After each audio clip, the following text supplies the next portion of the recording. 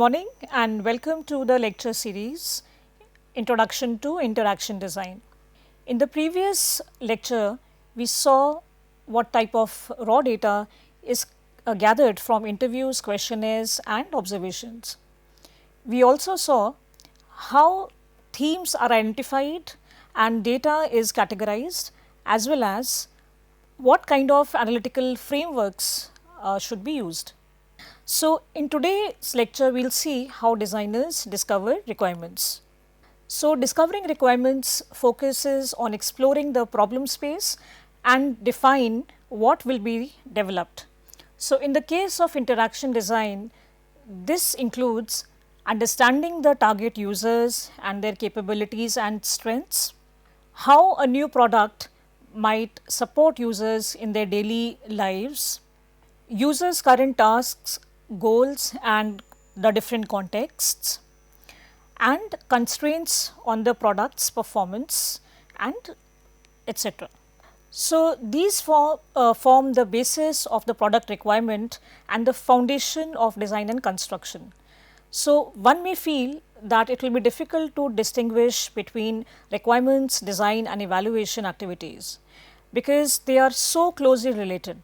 So, this confusion is especially true in an iterative development cycle like the one we use for interaction design.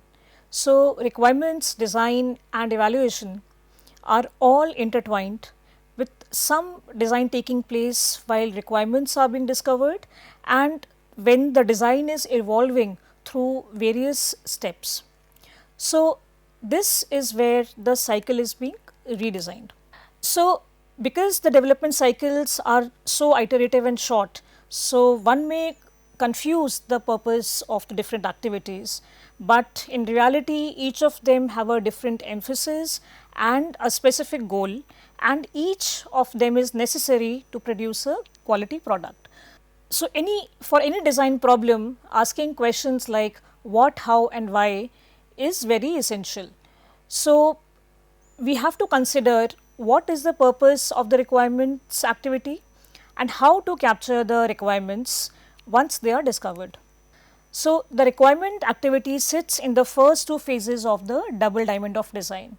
We have already discussed this in one of the previous lectures.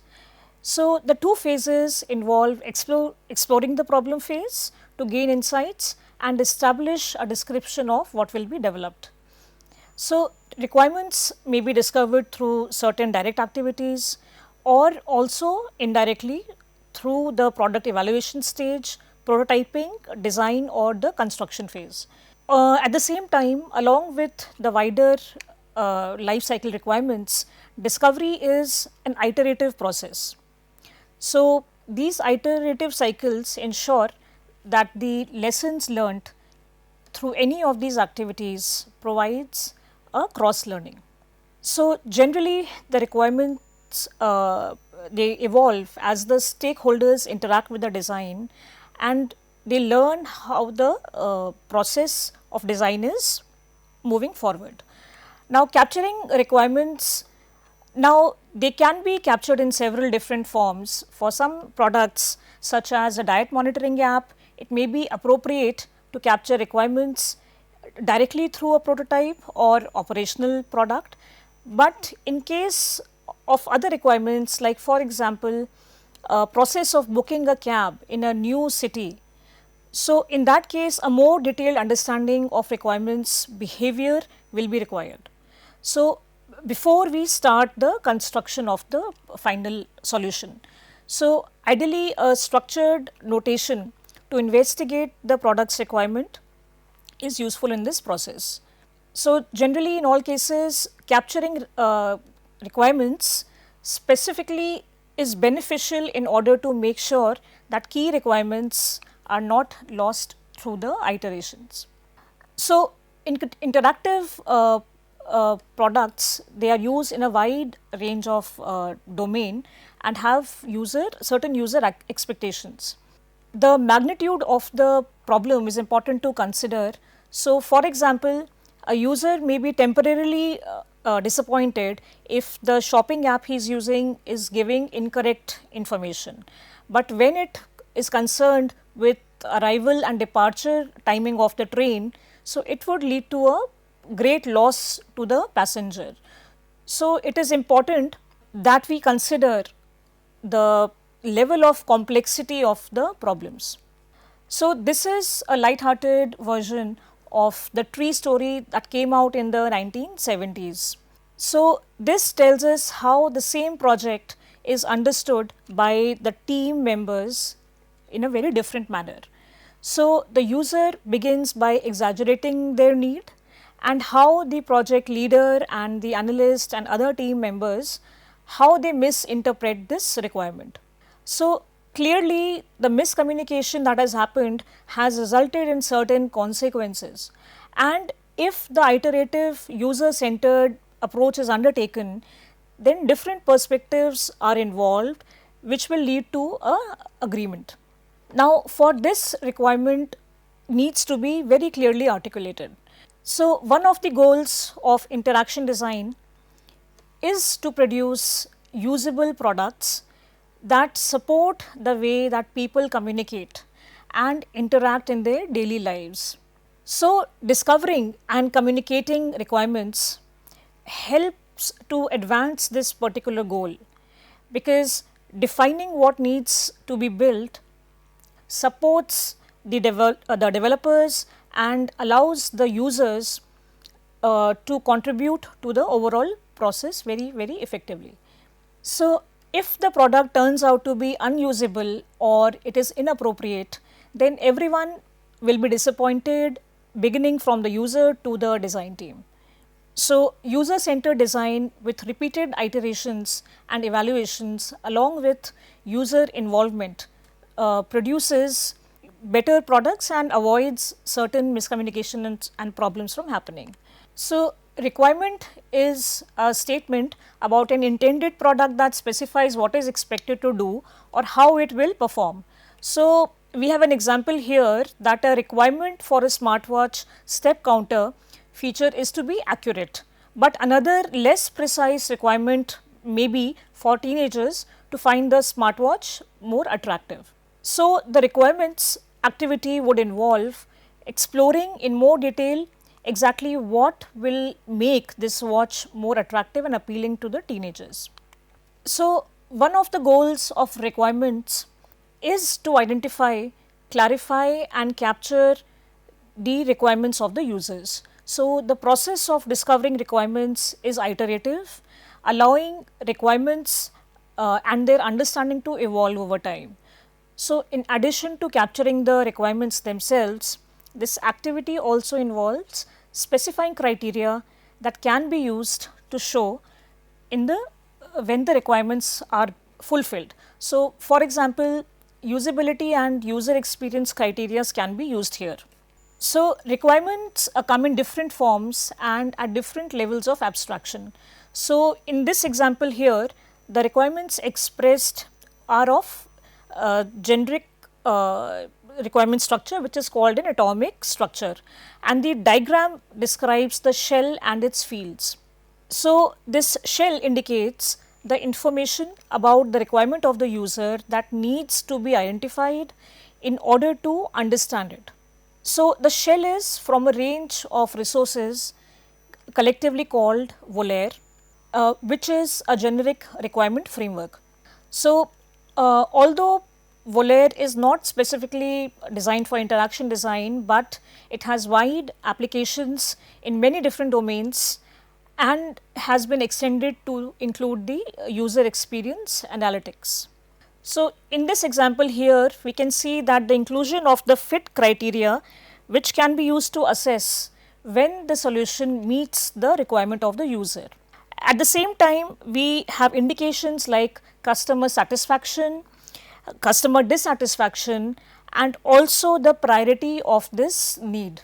So, these will indicate the information about the requirement that needs to be identified in order to understand it better. So, user stories communicate requirements between team members.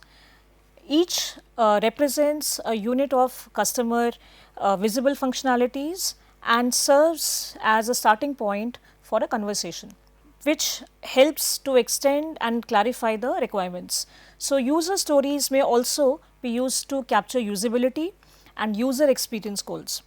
Originally, user stories were normally written on a physical card that would restrict the amount of information that could be captured for a focused conversation between the stakeholders. So, a user story represents a small piece of value that can be delivered during the sprint, which is a short time box of development activities. And we have discussed this sprint, which is generally a 2-week long process. So, user stories are more prevalent when we are using an agile approach for product development, and user stories form the basis of planning for a sprint, and they are the building blocks from which the product is constructed. So, once this is completed and ready for development, a story consists of a description, an estimate of the time it will take to develop, and an acceptance test that determines how to measure when the requirement has been completed or fulfilled. So, it is common for a user story to be decomposed into smaller stories, which are often called tasks. So, here in this example we can see that the structure of a user story consists of role, behavior and benefit needs to be filled in and will change as per the need. So, there are two examples here, and in the first example is a story for a healthy person. So, where the role is now fitness enthusiast and the behavior is that they want to maintain their calorie intake, and the benefit is that they will be able to maintain their weight.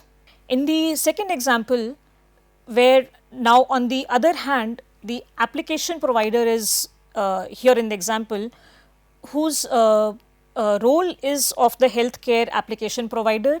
His behavior is that he needs the calorie values for new food items, and his benefit of doing this is that he can provide his clients various options and he can ensure the user trust in his application. So, generally there are two kinds of requirements.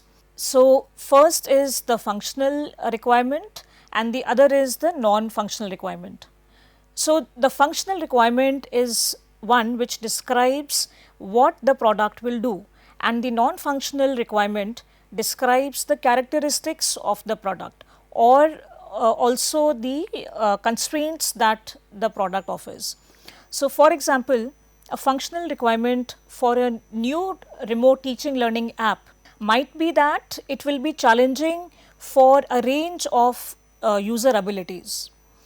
So, this requirement might be broken into smaller tasks. So, for example, how to join a class, how to upload the assignments on time, or how to take part in the quiz. So, a non-functional requirement for this same example might be that it can run on a variety of platforms. So, for example, desktop, laptop, tablet and a mobile phone. So, interaction design involves both the functional and non-functional requirements. Now, 6 of the most important types of requirements. So, these are functional, data, environment, user, usability and user experience. So, the functional requirement capture what the product will do. So, here we have an example that a functional requirement for a robot working in a personal computer assembly plant might be that it is able to place and seal the components accurately. So, understanding the functional requirements for an interactive product is essential part of the process. So, next we have data requirement. So, this captures the type, size, accuracy, value, etc. of the required data. So, all interactive products have to handle some sort of data.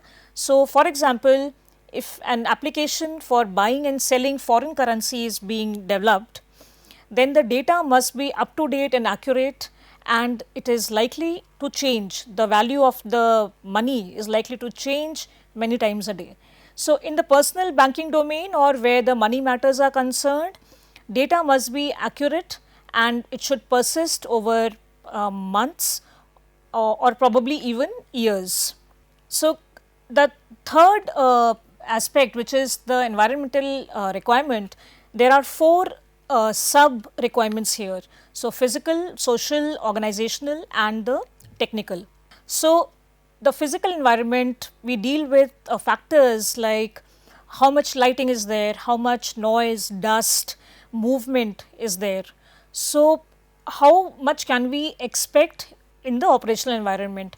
So, will the user be required to some product will be required to wear like mask, headgear, helmet. So, this will affect the choice of the interface type. So, in case the environment is crowded, then how do they react with the product? So, the second aspect of environment is the social environment, that here issues like the social aspect of social design like collaborating with others, teamwork and coordination with the team. So, these become important. So, the third aspect, which is the organizational environment, so it deals with how good is the user support system. So, how easily can it be obtained, and are there facilities or resources for training purposes, which will ensure how efficient or stable is the communication infrastructure and other similar requirements. Lastly, we have the technical environment where it will be need to be established. So, for example, what kind of technologies will the product be compatible with, and what technological limitations need to be kept in mind, which are relevant for the final product design. So, next is the user characteristics, which captures the key attributes of the intended user group. So, where the users abilities, skills are important to consider, and also depending on the product, their educational background, preferences, personal circumstances, physical or mental limitations are also important to consider. So, at the same time, the user may be a beginner, an expert, or maybe a casual user or a frequent user. So, all these factors will affect the way in which the interaction is designed. So, for example, a beginner will require step by step guidance, but the expert may prefer a flexible interaction and maybe more control features. So, the collection of characteristics for a typical user, they form the user profile. So, any one product may have several different user profiles. Now, usability engineering is an approach in which specific measures for the usability goals of the product are agreed upon, which happens early in the development process, and they are used to track the progress as development of the product proceeds. So, this ensures that usability is given priority and it facilitates the progress tracking. So, this is also the case for the user experience goals.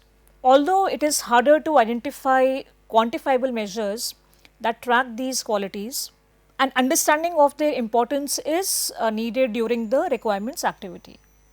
So, we have discussed usability goals and user experience goals in lecture 4 earlier in detail, and you may refer to that lecture for reference. So, we will stop here today. Today we saw different kinds of requirements and how clarity and communication is important to identify different kinds of requirements, even from a simple description. We also saw some additional data gathering techniques and how they may be useful for discovering the requirements. So, for example, user stories. In the next lecture, we will see how creating personas and scenarios and some other techniques in user centered design can be useful tools and help a design team understand the users, their needs, experiences, behaviors, which are very important considerations for the design final design output. So, thank you and see you in the next class.